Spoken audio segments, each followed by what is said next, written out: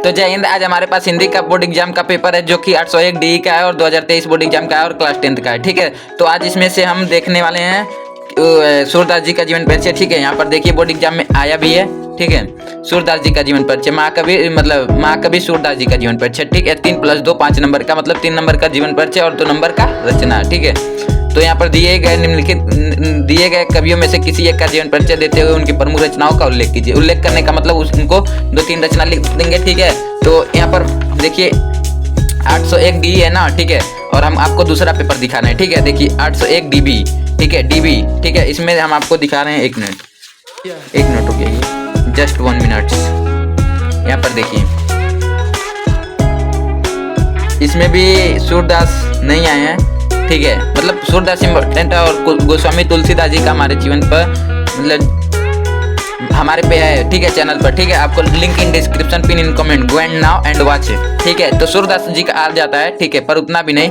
ठीक है, तो 5 अंक का पक्का हो जाएगा और वेरी इंपॉर्टेंट क्वेश्चन है जो बोर्ड एग्जाम की दृष्टि से। ठीक है, तो जीवन परिचय यहाँ पर सूरदास ऐसे हेडिंग डाल के ऐसे लिखा जाता है। ठीक है, और अंडरलाइन ऐसे किया जाता है। ठीक है, इसको भी अंडरलाइन, इसको भी। ठीक है, तो सूरदास जी का जन्म सन 1478 ईस्वी में मथुरा से आगरा जाने वाली सड़क के किनारे स्थित रुनकता नामक ग्राम में हुआ था। ठीक है, तो सूरदास जी का जन्म कहाँ हुआ था? 1478 ईस्वी में, और मथुरा से आगरा जाने वाली सड़क के किनारे स्थित रुनकता नामक ग्राम में हुआ। ठीक है, कुछ विद्वान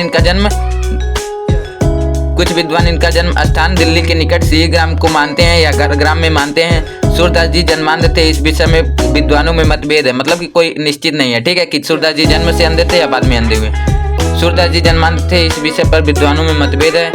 उन्होंने कृष्ण की बाल लीलाओं का, मानव स्वभाव का तथा प्रकृति का ऐसा सचित्र वर्णन किया है जो आंखों से प्रत्यक्ष, मतलब डायरेक्ट। ठीक है, डायरेक्ट को इंग्लिश में प्रत्यक्ष कहते हैं, पर यहाँ पर डायरेक्ट नहीं, हिंदी में प्रत्यक्ष कहते हैं। ठीक है, तो देखे बिना संभव ही नहीं है।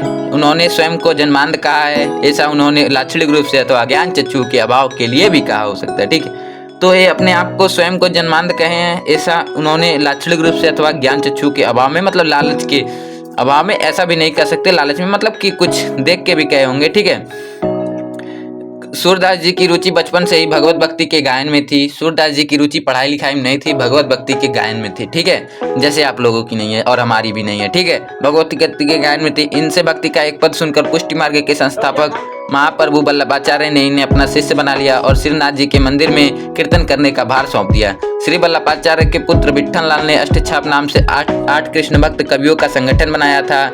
उसमें से सूरदास जी सर्वश्रेष्ठ कवि थे। ठीक है, तो श्री वल्लभाचार्य के पुत्र विट्ठल लाल, और यहाँ पर सूरदास जी की रुचि नहीं थी। ठीक है, इनसे भक्ति का एक पद सुनकर, ठीक है, सूरदास जी से भक्ति का एक पद सुनकर पुष्टि मार्ग के संस्थापक, मतलब कि मालिक, ठीक है, महाप्रभु वल्लभाचार्य ने इन्हें अपना शिष्य बना लिया और श्रीनाथ जी के मंदिर में कीर्तन करने का भार सौंप दिया। ठीक है, करने का सौंप दिया। ठीक है, श्री वल्लभाचार्य के पुत्र विट्ठल लाल। ठीक है, श्री वल्लभाचार्य के पुत्र कौन है? विट्ठल लाल। ठीक है, विट्ठल लाल ने अष्टछाप, मतलब अष्ट मतलब 8 होता है। ठीक है, और छाप 8 छाप नाम से 8 कृष्ण भक्त कवियों का संगठन बनाया था।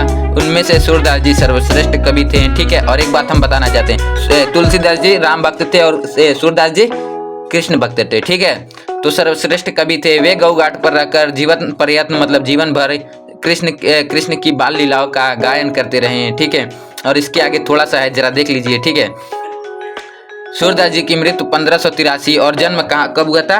1478 ईस्वी में हुआ था। ठीक है, तो 1478 और 1583, और यहाँ इस संवत नहीं लिखना चाहिए। ठीक है, संवत 57 जोड़ने के बाद आता है। मैं सूरदास जी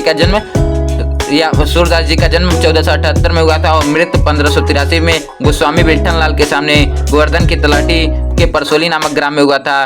खंजन नैन रूप रसमाते पद का गान करते हुए इन्होंने अपने भौतिक शरीर का त्याग किया। ठीक है, तो इन्होंने अपने भौतिक शरीर का त्याग किया और मरते वक्त भी एक खंजन नैन रूप रसमाते पद का ज्ञान करते रहे। तो चलिए रचना भी देख लेते हैं। रचना जरा सा है। ठीक है, सूर सागर, सूर सरावली, साहित्य लहरी आदि। ठीक है, और ये बोर्ड एग्जाम का पूरा सोल्यूशन आने वाला है हमारे चैनल पर। ठीक है, ये पूरा बोर्ड एग्जाम का पेपर ही। ठीक है, तो ठीक है, मिलते हैं नेक्स्ट टॉपिक के साथ नेक्स्ट वीडियो में। तब तक के लिए जय हिंद, जय भारत।